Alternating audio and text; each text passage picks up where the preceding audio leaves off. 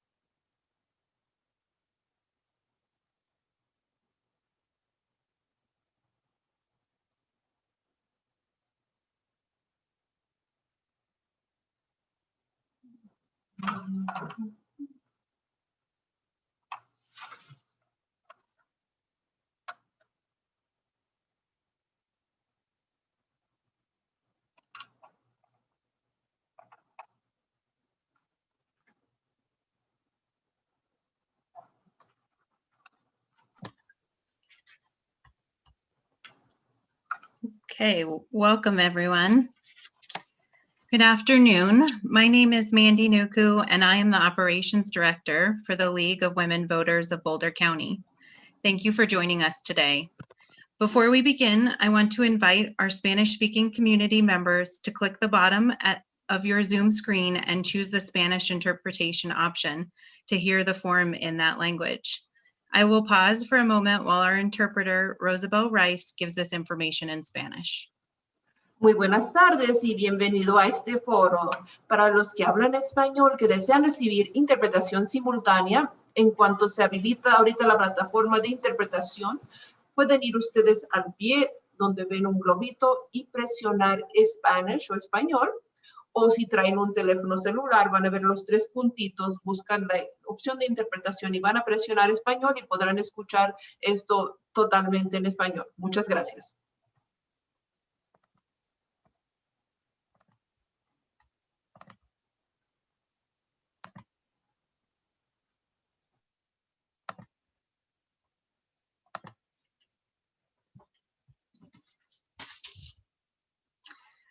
Thank you all. The League of Women Voters of Boulder County works throughout the year to help empower voters and defend democracy. If you want to lend your time and skills to encourage civic engagement for all people in a nonpartisan manner, please join us. All the information you need is on our website at lwvbc.org. Additionally, we rely on the support of the community to do this work. If you are able, please consider donating to LWVBC on our website or in the PayPal link in the chat. The League of Women Voters is a nonpartisan political organization. For 100 years, we have encouraged informed and active participation in government and influenced public policy through education and advocacy. To remain nonpartisan, League never supports or opposes political candidates or parties. Both LWVBC and the League of Colorado do take positions on ballot issues, either neutral, opposed, or support when it aligns with League positions. That information will not be presented today, but can be found on our website, again, at lwvbc.org under the 2020 elections. Our ballot issue presentations are typically held in person throughout Boulder County, but to observe public health best practices, we're participating online this year. This presentation will be recorded and available on our YouTube channel and linked to our website. I would like to thank the League volunteers who have worked hard researching the 2020 ballot issues and preparing for these presentations to the community. I'd also like to thank Colorado Immigrant Rights Coalition for their support with translation of the presentation today. And thank you to our interpreter, Rosabel Rice. Our panelists today include Peggy Leach, Deborah Hayes, Catherine Brown, Holly Monkman, and Charles Duché. We will begin today's presentation with the State of Colorado ballot issues and conclude with the 2 Longmont issues and 1 Louisville ballot issue. We will take 2 or 3 questions per ballot issue from the chat as time allows. We ask that you use the chat only for your questions for the presenters today. Now here is Peggy Leach to get us started today. Thank you, Mandy. So I'll be starting right out with the most difficult ballot issue we have, which was Amendment B, a repeal of the Gallagher Amendment. And by the way, the ballot language does not mention Gallagher. So first, I will go over the slide, and then I will go into an explanation of the Gallagher Amendment and how it works, and then what this repeal would mean. It's a very complicated and confusing issue for just about everyone. So it was referred to the voters by the legislature by a margin of 79 to 20. It's an amendment to the Constitution because it is repealing a constitutional amendment passed by voters in 1982. Amendment B repeals the provision that requires property tax assessments for residential property equal 45% of total taxable property in the state, and non-residential property equals 55%. The assessed value of the tax is the taxable value of a property, not the actual value. Amendment B repeals the requirement that total non-residential property tax assessment be fixed at 29%, and it repeals the requirement that the legislature adjust the residential assessment rate to maintain the 45-55 ratio. So when the Gallagher Amendment was passed by voters in 1982, the intent was to stop the ever-increasing residential property taxes due to increasing property values. When it was first implemented, non-residential properties were taxable on 29% of the actual value, and residential properties were at 21%. Over the years, to keep the 45-55 ratio, non-residential has remained at 29% per the Constitution, and residential has declined to its current 7.15%. This is because in most years, residential property values have grown faster than non-residential values. So property taxes are dependent on 3 components: the actual property value, the taxable rate, known as the assessment rate, which is currently 29% or 7.15%, and the mill levy. The assessment rate is the only component being addressed in Amendment B. The legislature also passed companion legislation, which would freeze the property assessment rates for the next 4 years at the current rates of 29 and 7.15%. After that, the legislature can lower assessment rates for either category, but increases will still require voter approval. For next year, the residential rate will drop to 5.88% if Amendment B is not passed. This is a reduction of almost 18%. So the impacts of Amendment B and companion legislation. On residential taxpayers, the assessment rate would stay at 7.15% for 4 years instead of being reduced. If property values increase, this could result in higher property taxes paid by residential taxpayers. For non-residential taxpayers, the assessment rate stays at 29% for 4 years, which is not a change from current law. Local government revenue, and by local governments, I mean schools, counties, cities, fire districts, water districts, those types of things. Amendment B would prevent further decreases in the residential tax rate, thus preventing declines in local property tax revenue. The impact of previous declines has varied across the state, with the largest impacts occurring in areas with slow growth in home prices. These tend to be smaller and more rural areas. Areas with little commercial properties have also experienced decreased revenues. So if passed, Amendment B will prevent estimated cuts to school districts statewide by about $491 million and about $204 million in cuts to county governments. The state government impact. So interestingly, the state government does not receive property tax revenues, but state government spending for schools is dependent on how much funding the school districts receive from their local property taxes. So as noted a minute ago, Amendment B would prevent cuts in local property tax collections for school districts, which would reduce the amount the state must pay. If Amendment B is passed, estimated savings to state government next year is $247 million in school funding obligations. Those in favor say the Gallagher Amendment is outdated and full of unintended consequences. It uses statewide averages of real estate values that ignore the difference between urban and rural Colorado. And by repealing the Gallagher Amendment, we can maintain the funding we need for critical services such as local schools, fire departments, water services, and others. Those opposed say Amendment B results in higher property taxes for homeowners. The current property tax system keeps residential property taxes low. And there are better alternatives to amending the Constitution. Local governments can instead ask their voters to raise tax rates or find other solutions to provide services.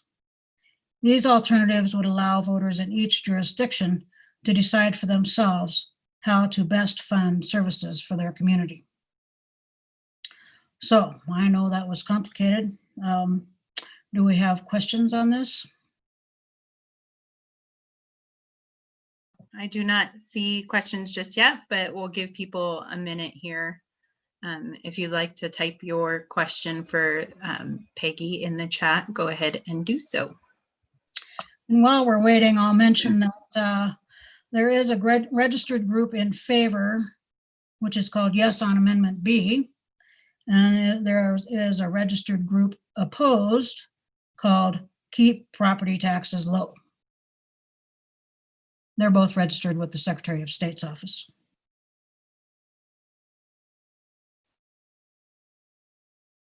All right, any questions? No, I do not see any questions. Okay, that's great. I think people will probably, well, hopefully I explained it. So now let's see here. I believe Deborah is next.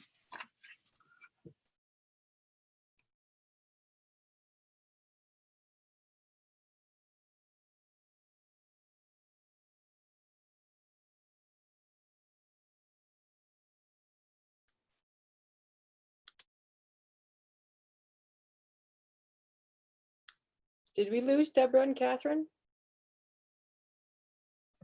On On the screen anymore. I don't either. Yeah, and you know, they were talking about high winds and power outages in South Boulder. They both live there.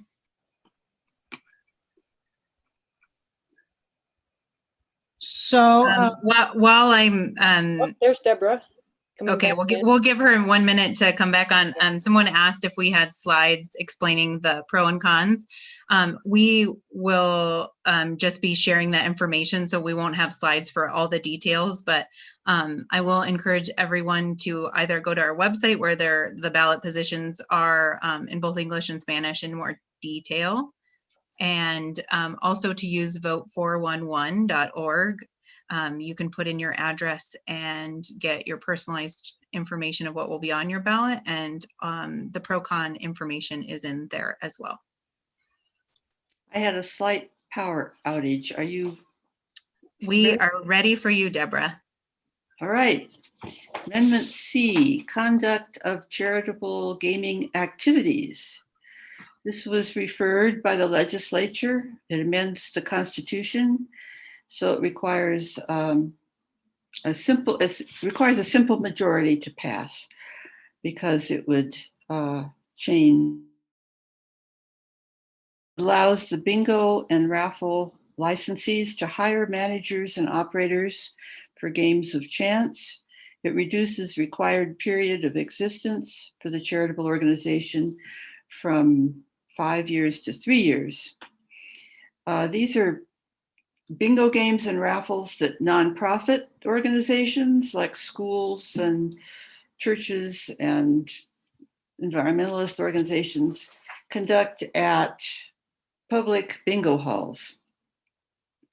In Boulder County, we have Longmont Bingo, which opened in 1992. And before the pandemic, it was open every evening and Sunday afternoons.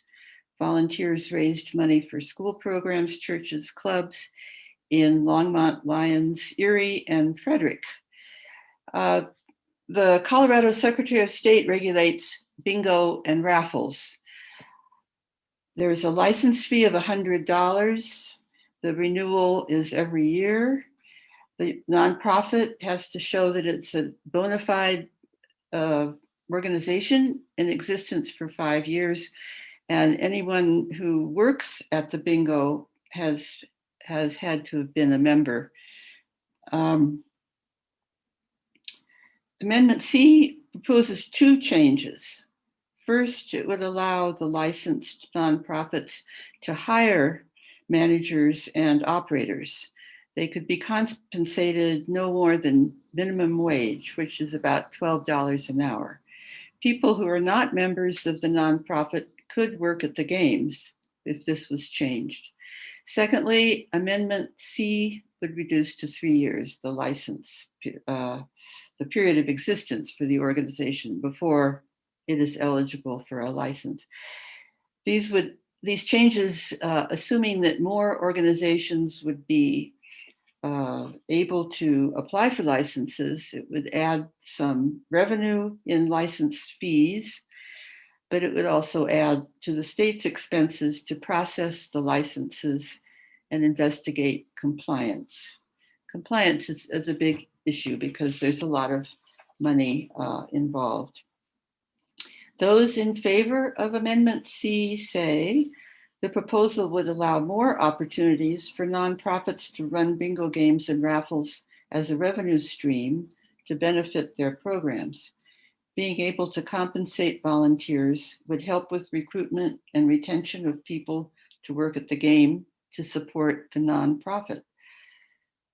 Those opposed to Amendment C say paid workers would take funds away from the charitable organization and thereby increase its overhead costs. This reduces the amount of money available for the organization to spend on its primary purpose.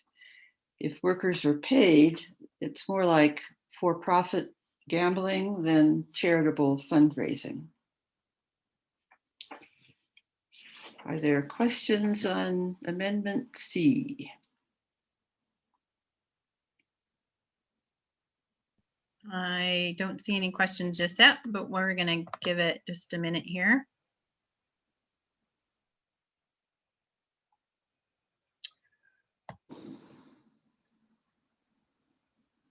I think somebody has raised their hand. Let me go back to that.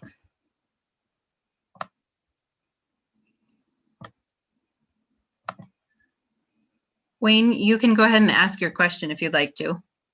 No, that's fine. That was a mistake. Oh, okay. All right. I'll go ahead and mute you.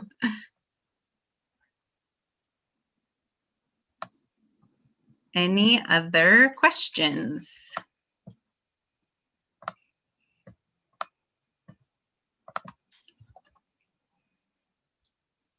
Okay, I think you got it, Deborah. I don't see any other questions, so I'm going to go back to sharing my screen. Okay, now we hear from Holly Monkman on Amendment 76. Hey, good afternoon. So Amendment 76, Citizenship Qualifications of Electors. Goes down, I'll know too.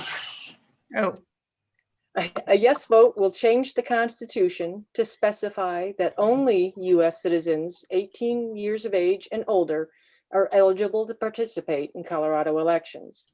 A no vote means the language in our Constitution remains the same.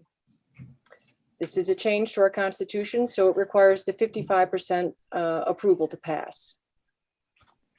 Currently, the Colorado Constitution guarantees the vote to every citizen, and it does not prohibit extension of voting eligibility to persons under the age of 18 or to non-citizens.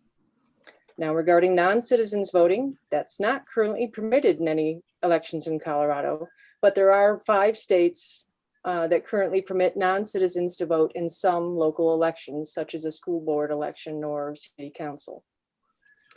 Now, regarding the age requirement, in 2019, our legislature extended the right to vote to 17-year-olds in primary elections if they'll be 18 by the general election. So if this amendment passes, 17-year-olds would be prohibited from voting in primaries again. To put this, some numbers to this, in our 2020 presidential primary in March, the Colorado Secretary of State's office reported that 24,000 17-year-olds were eligible to participate, and a little over 10,000 of them did. And finally, if this passes, it's unclear whether cities or towns with their own home rule charter would be free to establish their own criteria for voter eligibility regarding municipal elections. So this may ultimately end up in the courts as to how this might be applied to home rule cities and towns. Those in favor say that it would prevent non-citizens and undocumented people from voting in Colorado's elections. They also say it would prevent municipalities and counties from extending the right to vote to non-citizens in local elections. And finally, that it enforces the original intent of the Colorado Constitution by setting 18 as the minimum voting age. Those opposed say that this amendment is unnecessary and divisive, and that there's no evidence of non-citizens and undocumented people voting in our elections. And that finally, it would disenfranchise the 17-year-olds just granted the right to vote in primaries in 2019. This is a citizen initiative. The registered group is Colorado Citizens Vote, which is led by a Florida-based 501c4 titled Citizens Voter, Inc. It is on the ballot in 2 other states, and there was an attempt to get it on the ballot in a couple of additional states, but they didn't reach the signature threshold. This has no financial impact. Do we have any questions regarding Amendment 76? I don't see any just yet. Let's just give it a minute here. All right.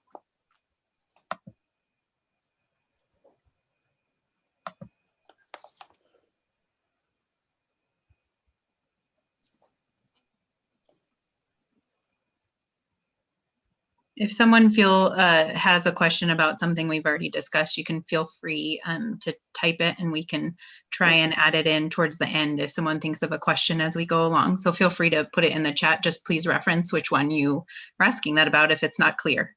Okay. But I think we can go ahead and move on to the next one.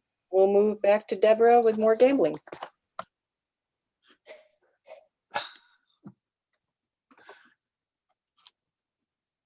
Amendment 77, local voter approval of casino bet limits and games. This is a citizens initiative again. It applies to casinos in Central City, Black Hawk, and Cripple Creek. Those are the only places we have casinos in Colorado, besides the Indian tribal casinos. But those are perfectly legal, but they're not in on this this initiative. Casinos began to appear in these 3 cities in 1991 after Colorado voters approved another initiative to amend the state constitution and allow casinos. They offered slot machines, poker, and blackjack, and the bet limit for the 2 card games was $5. In 2008, voters approved raising the bet limit to $100 and adding roulette and craps. In 2019, sports betting was legalized at casinos and online. So this year, Amendment 77 proposes that voters in the 3 cities should be determining the bet limits and games. casino rules would be removed from the state constitution, meaning that future proposals would not require a statewide vote. With local voters' approval, the casino could set the bet limit at any amount and could add games. Baccarat has been mentioned. And then Amendment 77 also amends state law concerning how the casino tax revenue is distributed. It'll still go to the community colleges as it does, but they have widened the number of programs. The casino pays taxes on bets minus payouts. And the way it is now, and it will remain, 78% of the tax revenue goes to the community colleges, 12% to Gilpin and Teller counties, where the 3 cities are located, and 10% to the 3 cities themselves. Now, currently, the 78% for the community colleges is designated for supplementing state funding for state student financial aid and classroom instruction. Amendment 77 would add programs to improve student retention and increase credentials completion.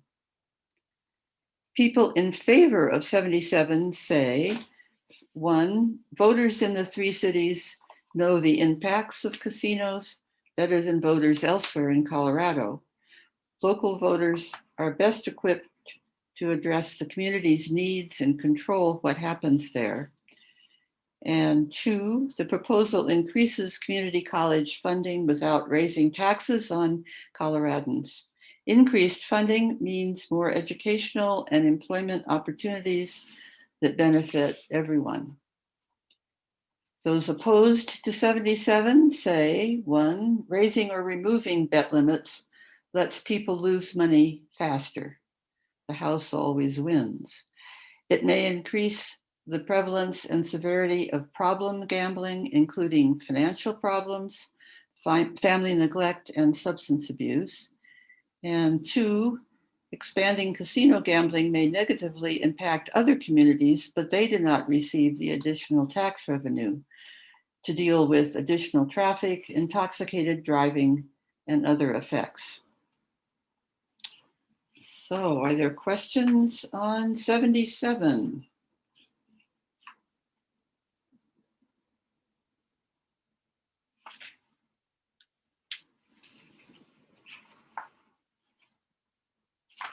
I do not see any questions just yet. Let's give it a second if anybody wants to type a question in.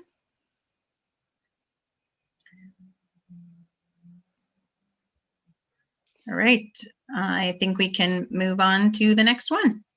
All right, Charles Duché will talk about Proposition EE. Proposition EE is taxes on nicotine products. It was placed on the ballot by the state legislature and would pass with a simple majority vote. Proposition EE, if approved, would increase taxes on cigarettes and tobacco products, create a new tax on nicotine products, including vaping products, and distribute the new revenue that is generated from it to expand its preschool programs, as well as to K-12, rural schools, affordable housing, eviction assistance, tobacco education, and healthcare. A yes vote would increase those taxes. A no vote would mean the taxes would stay the same. Earlier this year, the state legislature passed a law to raise taxes on cigarettes and tobacco products and create a new state tax on nicotine products and modify the regulation of those products. This new law takes effect only if Proposition EE is approved by the voters, as all tax increases require voter approval per the Colorado Constitution. Cigarettes are currently taxed at 4.2 cents per cigarette, which amounts to 84 cents per pack for 20 cigarettes. Tobacco products, these are different than cigarettes. Tobacco products include chewing tobacco, cigars, snuff, and are currently taxed at 40% of the manufacturer's list price, which is the price at which the manufacturer sells the product to a distributor. Nicotine products, which include vaping products, are currently not subject to state tax. All three of these products are currently subject to a state sales tax, but not a specific tax otherwise. Cigarette and tobacco taxes are required to be paid by the distributor that first receives the product into the state, and they may keep a portion of that tax as compensation for work associated with filing the taxes. The new taxes would increase incrementally until they're fully phased in 2027. To be more specific, in 2021, taxes, if this is passed, taxes per pack on cigarettes would go from 84 cents to $1.94. Tobacco products percent price would go from 40% to 50%, and nicotine products such as vaping would go from none to 30%. By the year 2027, the overall increase from 2021 to 2027, cigarettes tax would go up incrementally to a total of $1.80 per pack. Tobacco products would increase by 22%, their tax, and nicotine products would go up by 62%, that being from 0 to 62%. If approved, the measure also establishes a tax on moist snuff products, which have a tax, but not as much as it would go up, set a minimum after tax for cigarette consumers, make online sales subject to new taxes, and reduces the portion of taxes the distributor may keep as compensation for the work associated with filing the taxes. Right now, distributors can keep 4% of the taxes. That would go to 0.4%. Also, vaping products would be taxed where they're not taxed currently. The revenue generated in the first year of implementation, which would be the budget year 2021 to 2022, would be approximately $175.6 million. And that would increase up to $275.9 million in budget year 2027 to 2028. How would this be spent? It would be spent on preschool programs, rural schools, K-12 education, housing development, eviction legal assistance, healthcare programs, and general spending.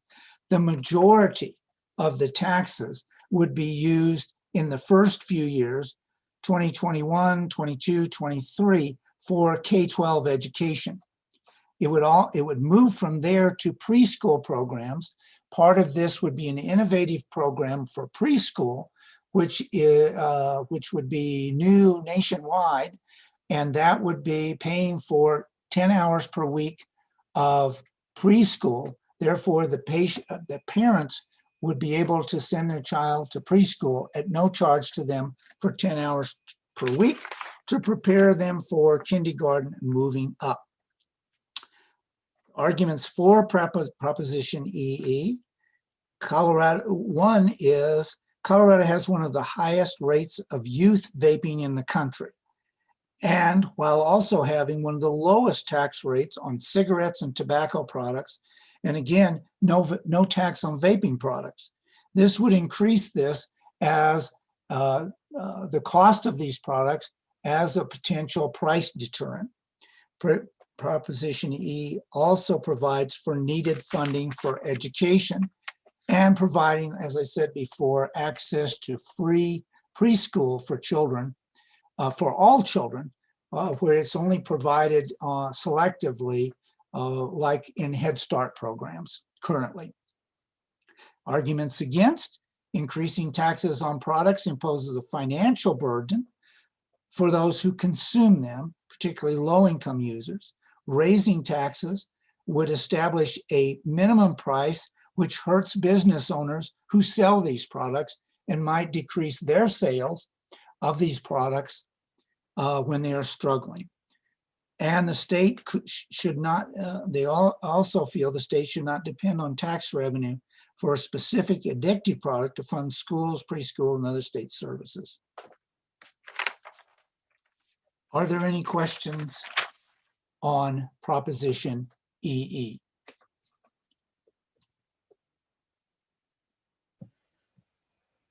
This is an easy group today. I do not see questions. I will just give it a minute here before we move on to the next one to make sure. But again, as we go on, if anyone thinks of a question, feel free to type it in the chat. And it looks like we can move on to the next issue. Okay, that's Proposition 113, the national popular vote. A yes vote approves the bill that was passed by the legislature and signed by the governor in 2019 that joins Colorado with other states in the National Popular Vote Interstate Compact for election of the president by national popular vote if enough additional states join the agreement. A no vote rejects the bill that was passed and keeps Colorado's current system of awarding all its electors for the president to the winner of Colorado's popular vote. This would pass with a simple majority vote. If approved, this compact doesn't take effect until states with enough electoral votes to reach the 270 threshold have joined. Currently, there are 15 states plus DC in the compact totaling 196 electoral votes, and that includes Colorado's 9. The National Popular Vote Interstate Compact was created in 2006, and various states have been considering it since then. Those in favor say that every vote will count equally, regardless of what state a voter resides in, and that candidates will be forced to broaden their campaigns instead of just focusing on swing states. And once in office, presidents will be less likely to propose policies that favor swing states. And finally, that the winner-take-all system of awarding electors is distorting and it pits states against each other. Those opposed say that candidates will only focus on the most populous states in the big cities, and that this agreement sidesteps the Electoral College, and that instead the Electoral College should be reformed via a constitutional amendment. And finally, that if elections were close, the NPV would lead to recounts and litigation, delaying results, causing confusion, and eroding our confidence in our elections. This has no fiscal impact. It is brought by a citizen initiative attempting to override what our state legislature passed. So to be clear, voting yes keeps Colorado in the National Popular Vote Compact. This will not affect the 2020 election. Anything else? And the US Constitution gives state legislatures the power to decide how to award their state electoral votes. So any questions here?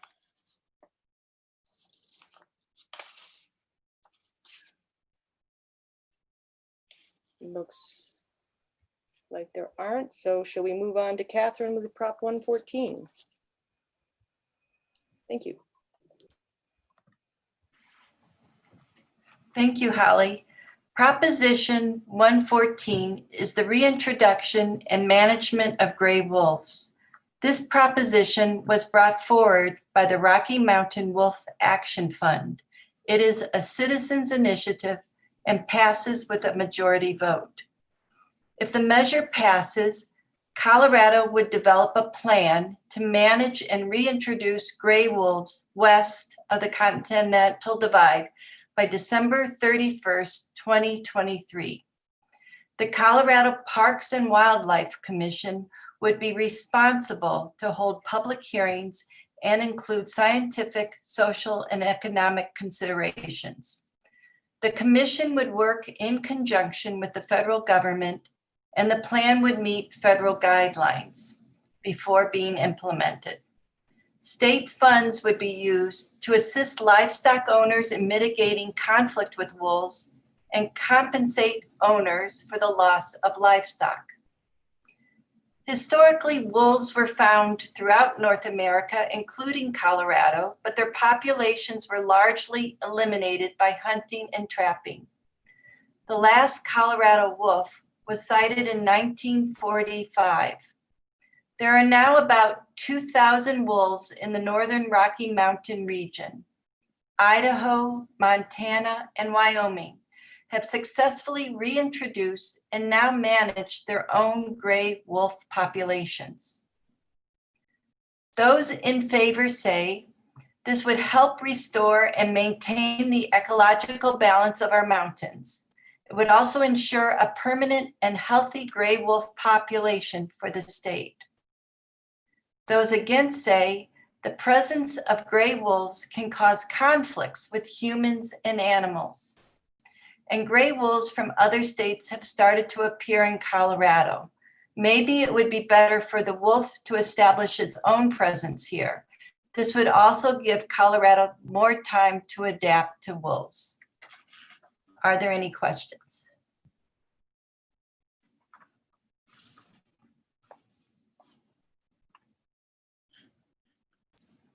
So, I don't see any questions. okay, so then Holly is going to go ahead and talk about Proposition 115. Yes, Proposition 115 prohibits abortion after 22 weeks. It was introduced to the ballot through a citizen initiative, and it needs a simple majority to pass. Should this proposition pass, abortions after the 22-week gestational period would be prohibited in Colorado, with the exception of cases of immediate danger to the pregnant woman's life. This proposition would also create a criminal penalty for any medical professional found performing an abortion after 22 weeks. That would range from $500 to $5,000 in fines. It would be a Class 1 misdemeanor charge and a minimum 3-year suspension of their medical license by the Colorado Medical Board. The fiscal impact would be minimal. There might be some revenue due to criminal fines and court fees, but there would also be increased workload for the district attorney. Those in favor say the proposition protects viable fetal life, that the 22-week period allows the woman time to make a choice about her pregnancy, and that it accommodates for situations in which the woman's life is in danger. And finally, that it is therefore a good balance between the autonomy of the woman and humanity of the unborn child. Those opposed say this proposition is an infringement of a woman's bodily autonomy and that it interferes with patient-doctor privilege. They say the proposition does not include exceptions for non-fatal health risks, which are also important to the decision, and that it does not provide exceptions in the case of rape or incest, and that there are no exceptions in the case of fetal abnormality detected after 22 weeks, which could force the woman to carry a non-viable pregnancy to term. The registered groups behind this initiative are the Coalition for Women and Children, the Alliance for Life, End Birthday Abortions Colorado, and Coalition to Help Moms and Save Babies. As I said, Colorado is one of 6 states plus DC that does not restrict abortion after a certain gestational age. The current restrictions in this state are 3 that I found. The first is that it's not covered by insurance for public employees. Any abortion is not covered for public employees, and parents of a minor must be notified. And finally, that public funding is available only if the mother's life is endangered or in the cases of rape or incest. Do we have questions on Prop 115?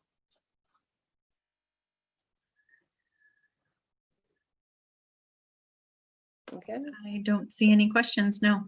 If not, Peggy will return. Thank you. All right.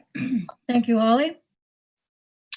I'll talk about Proposition 116, which is a state income tax reduction.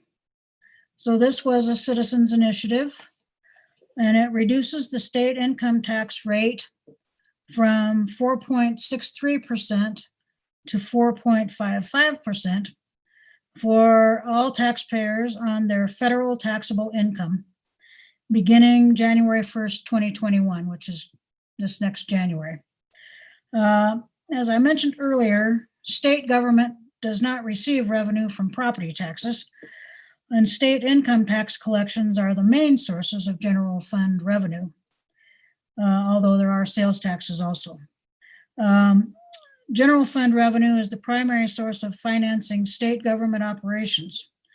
Currently, most of the money in the general fund is spent on healthcare, education, human services, and other state programs.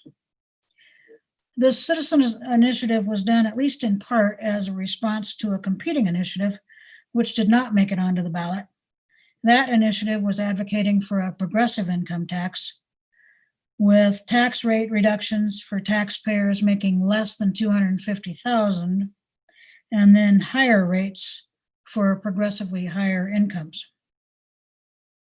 So if Proposition 116 passes, revenue to state government would be reduced by about $154 million in the next fiscal year, or about 1.2% of general fund revenue. For an individual or business, the impacts would be as follows. Taxable income of $50,000, the tax would go from $2,315 to $2,275 for a savings of $40. For an income of $250,000, the savings is $200. And for an income of $1 million, the savings is $800. Those in favor say, when households and businesses are struggling to make ends meet, Proposition 116 leaves more money in the pocket of every taxpayer. Allowing taxpayers to keep more of their earnings will promote spending, business investment, and employment. And after years of growth in the state's budget, the state government can handle a small tax decrease. Those opposed say, now is not the time to reduce state revenue further. Additional loss of state revenue will cause layoffs and reduce critical state services. And most of the measure's benefits will go to only a very small population of very wealthy taxpayers, including corporations. About 75% of taxpayers will receive a tax cut of less than $50 per year. The registered groups in favor of this are Americans for Prosperity and Energize Our Economy. And the registered groups opposed are Protect Colorado's Recovery and Fair Tax Colorado. Are there any questions about this one? I seem to talk about numbers a lot on mine.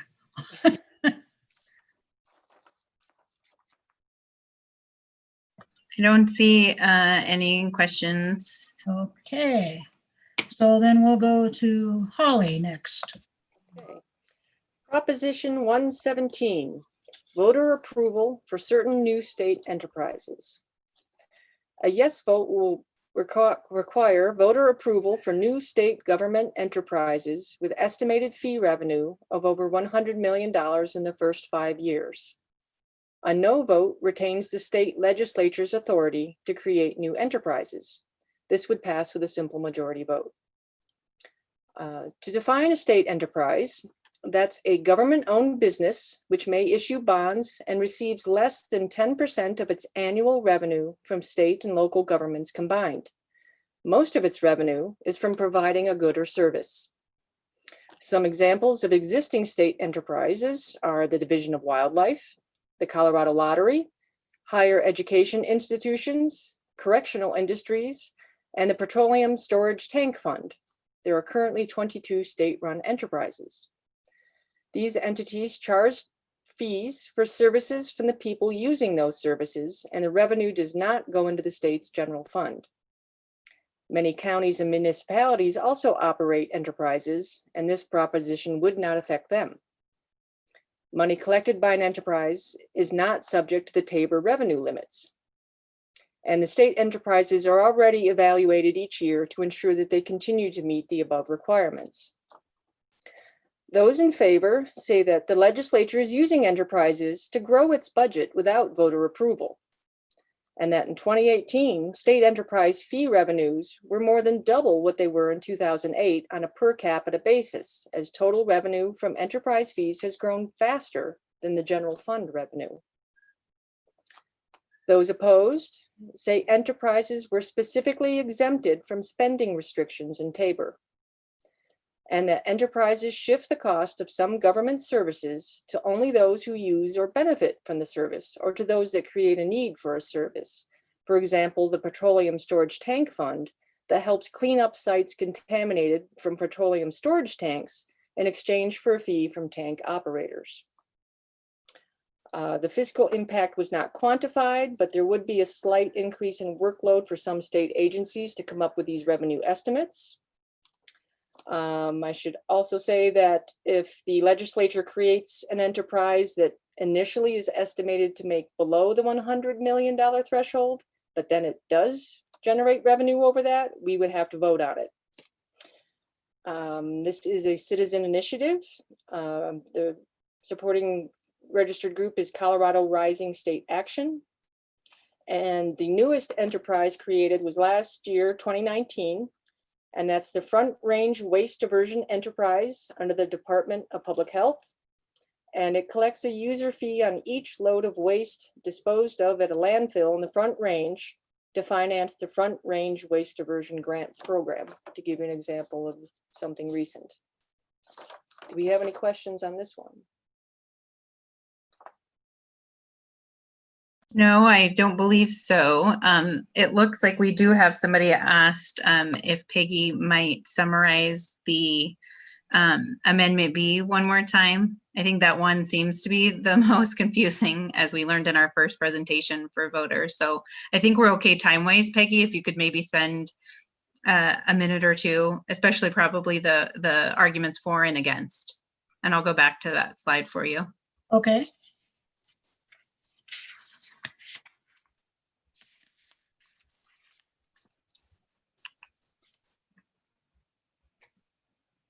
Okay. All right, so basically it takes away the Gallagher Amendment. And that is the one that has this complicated formula and has resulted in lower residential property taxes. And so the effect next year is that the residential assessment rate will go down to 5.88% instead of the current 7.15% if Amendment B doesn't pass. So if Amendment B does pass, then the residential rate will stay at 7.15%. And the effect on individual taxpayers is that their assessment rate stays the same, but if their property values go up, then their property taxes will go up. And then as far as the effect on school districts, if Amendment B is passed, then that will prevent about almost $500 million in cuts to school district budgets next year, and about $200 million in cuts to county governments. And then as far as the state government, it would save the state government about $250 million in school funding obligations. So those in favor say that the Gallagher Amendment is outdated and full of unintended consequences. It was passed in 1982. It uses statewide averages of real estate values that ignore the difference between urban and rural Colorado. And by repealing the Gallagher Amendment, we can maintain the funding we need for critical services such as local schools, fire departments, water services, and others. And those opposed say Amendment B results in higher property taxes for homeowners. The current property tax system keeps residential property taxes low. And there are better alternatives to amending the Constitution. Local governments can instead ask their voters to raise tax rates or find other solutions to provide services. These alternatives would allow voters in each jurisdiction to decide for themselves how to best fund services for their community. So after hearing that again, are there other questions? It looks like there is one question, and it says, I'm confused about the effect to schools. It keeps their tax benefit up, but it decreases the amount of money the state will give schools. Does that result in net loss to schools? All right, so no. So the state government is required to fill a gap between a requirement and then what the local districts collect.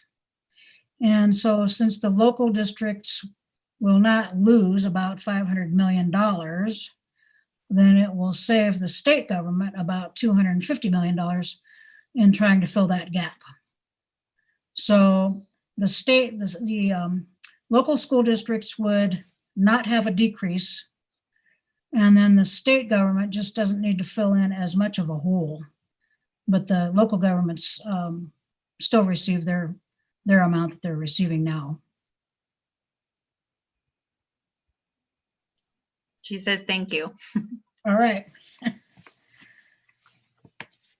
Oh, so I guess we should move on to our Longmont issues. So Catherine is our first one on that.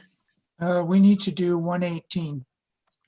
Oh, so we do. Sorry, Charles. That's okay. Yeah. Getting there now on the slides.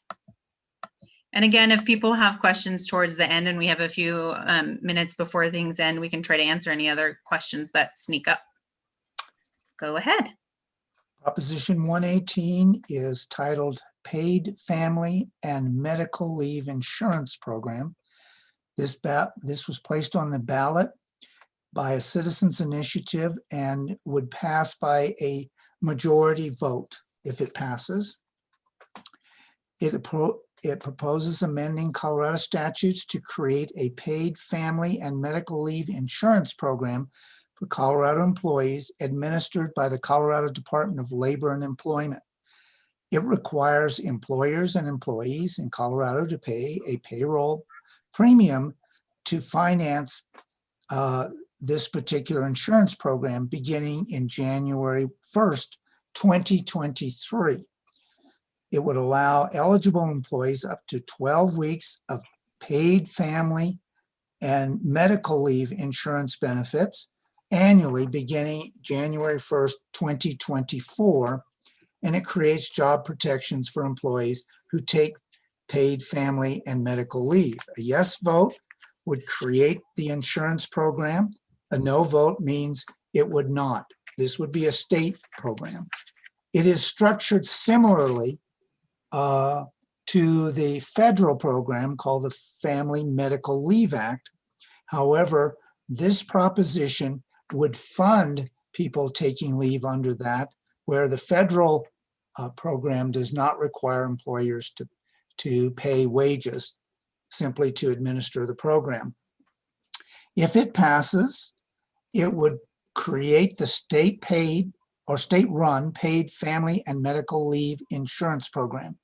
I would point out that this is an insurance program to care and the people, an eligible employee may take leave for the following reasons under this program: to care for their own serious health condition, to care for a newborn for the first year of birth, adoption or placement through foster care of that child, to care for a family member with a serious health condition, when a family member is on medical or is on active duty military service or being called to active duty military service, and when an individual or the individual's family member is a victim of domestic violence, stalking, or sexual assault.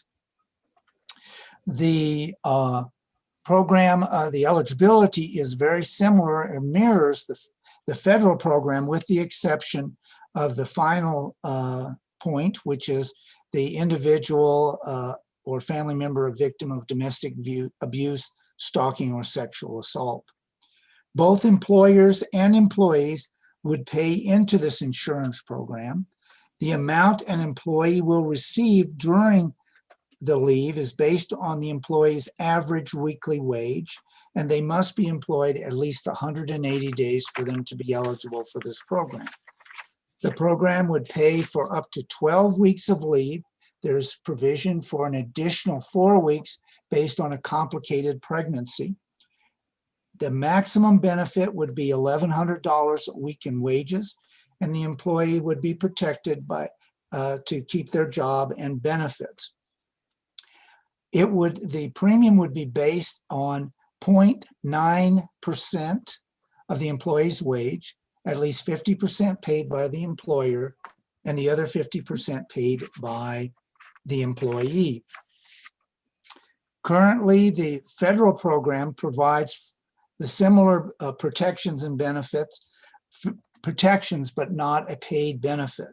The state mandated sick leave program provides up to 6 days of paid leave. This program would pay for up to, through the insurance program, up to 12 weeks of paid leave based on eligibility. The program, if approved and implemented, would pay out if the employee's wage was $500 weekly, which translates to a $26,000 annual wage.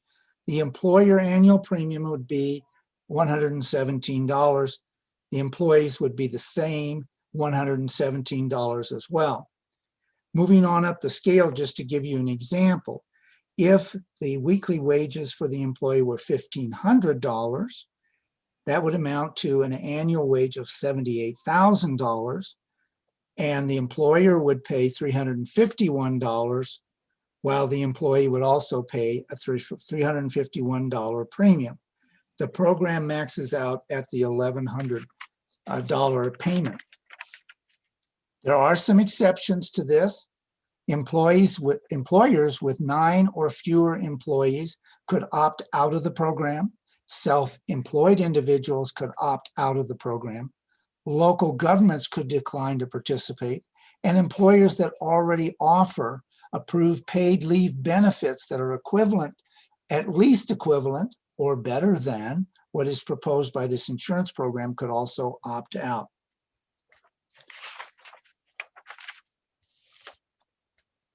Arguments for the proposition is that paid leave would have a positive impact on the health of Colorado families, especially new parents and those with health issues, because they would be more likely to take leave because they would receive payment, as opposed to not if they had no other benefits available to them, like paid vacation or paid sick leave. Paid leave would increase employment opportunities and benefit the state's economy by employees having access to a paid benefit. The opposition says that the measure creates a financial and regulatory burden on employers to navigate the complex requirements. They also feel that it would create a large bureaucracy because the program would be administered through the Department of Labor and Employment.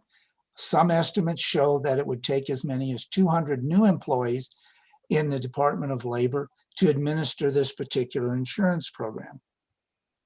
Also, those against the Proposition 118 say that it requires employees to pay into a program they may never when they may never use the benefit. And they can ill afford that when they're already struggling to make payments and to get paid in this economy. Are there any questions? We had one question on eligible employees, but it looks like you answered that one. So Okay. I think we are good to move on. I had one thing to say. I misspoke. Shall I go ahead with, before we go on to the cities? Sure. I was on C, the bingo amendment. That requires a 55% yes vote to pass. And then the rule is a constitutional amendment takes 55% vote to pass unless it's repealing something. So amendment, we have 4 amendments. Amendment B is repealing the 45-55, so it requires a simple majority. The bingo, Amendment C, requires 55%. 76 requires 55%, the citizen qualifications, but 77, the casinos, since it's just repealing something, requires simple majority. I know that's a small point, but I didn't want to leave an error. Thanks. Thank you. It looks like we're ready to move on to the City of Longmont ballot question 3C. So I'm going to talk about ballot question 3C. It's the revenue bonds for funding water system improvements in the City of Longmont. This was referred to voters by City Council as required by the city charter. If the measure passes, the city would borrow up to $80 million to improve Longmont's water system, including the expansion of the Nelson Flanders water treatment plant and replace aging infrastructure such as transmission lines. Debt will be paid with funds generated by the city's water utility enterprise. The city charter requires voter approval to issue revenue bonds for any public purpose. So some background about this ballot question. This is a proposal that the City Council unanimously supports. Improving Longmont's water has been a multi-step process. The Newton Flanders treatment plant was built in 2005 in anticipation of the Wade Gaddis facility built in 1983 becoming inadequate.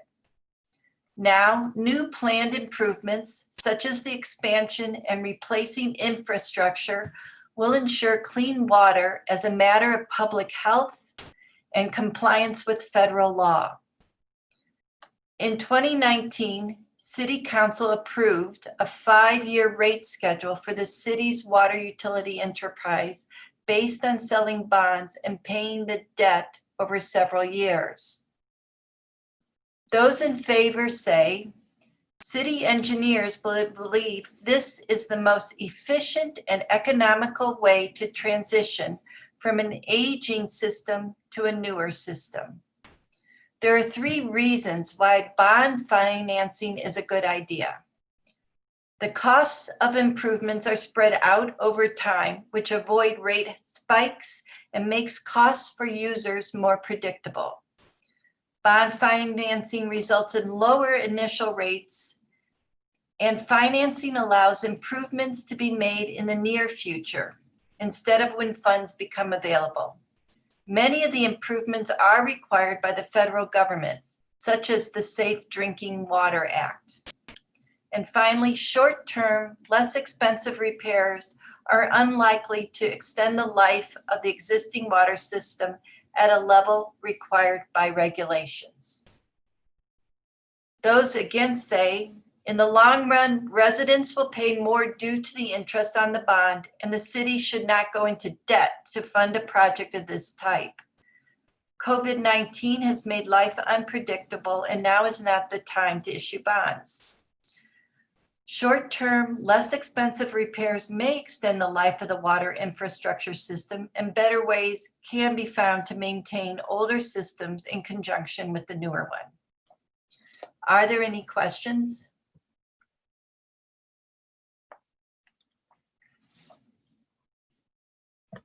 I don't see any questions just yet, Catherine. Okay, so I'm going to turn it over to Peggy, and she's going to talk about 3D. All right, thank you, Catherine. 3D in Longmont is to allow up to a 30-year lease. So as required by the city's charter, this ballot question has been referred to the voters by City Council. The proposal would expand the maximum term of leases of city property from 20 years to 30 years. This issue was on last year's ballot too in 2019 and failed by approximately 45 to 55%. Although it was voted down last year, The proposal has acquired greater support in the community, and it has the support of City Council, the Longmont Chamber of Commerce, the Longmont Downtown Development Authority, and the Longmont Economic Development Partnership.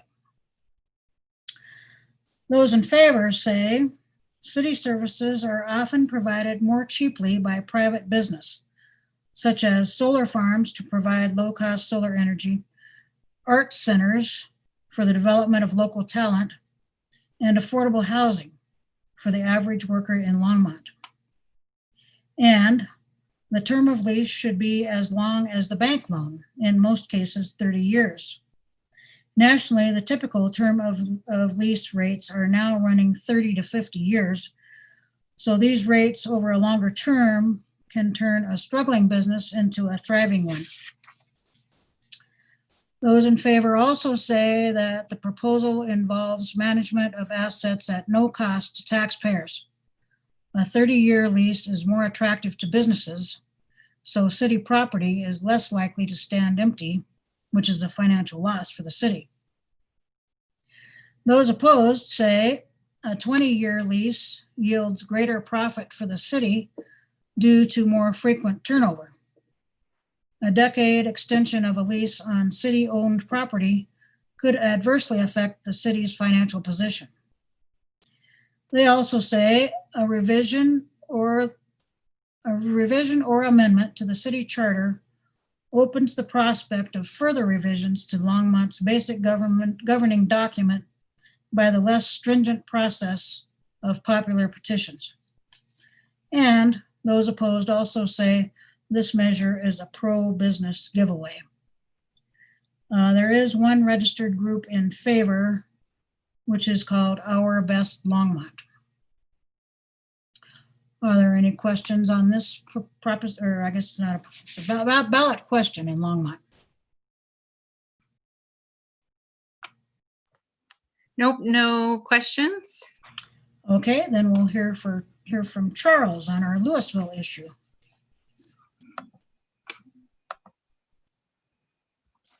This City of Louisville ballot question 2A, it's a disposable bag tax. It is a tax for single-use single-use bags beginning on 1/1/2022. The tax would be up to 25 cents per disposable bag. That would be either paper and or plastic. Applies to all retailers in Louisville. Retailers retain 10 cents per bag for implementation expenses. Some exceptions apply, such as bags for bulk items, bakery items, newspaper bags, dry cleaning bags. Those in favor state that this is a low-hanging fruit which would help reduce waste. That life cycle assessments show that the life cycle of plastic and paper bags is significant and produces greenhouse gas emissions. And many consumers already have reusable bags. Those opposed say single-use bags are really not a significant litter issue. They are not a large part of the local waste stream, and they can be used for other purposes. Are there any questions?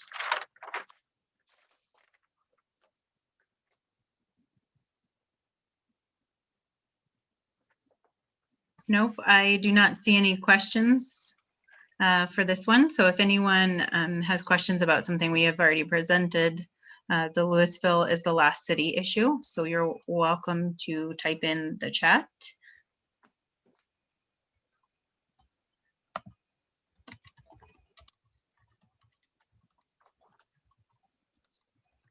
I do not see any. I'm going to go ahead and put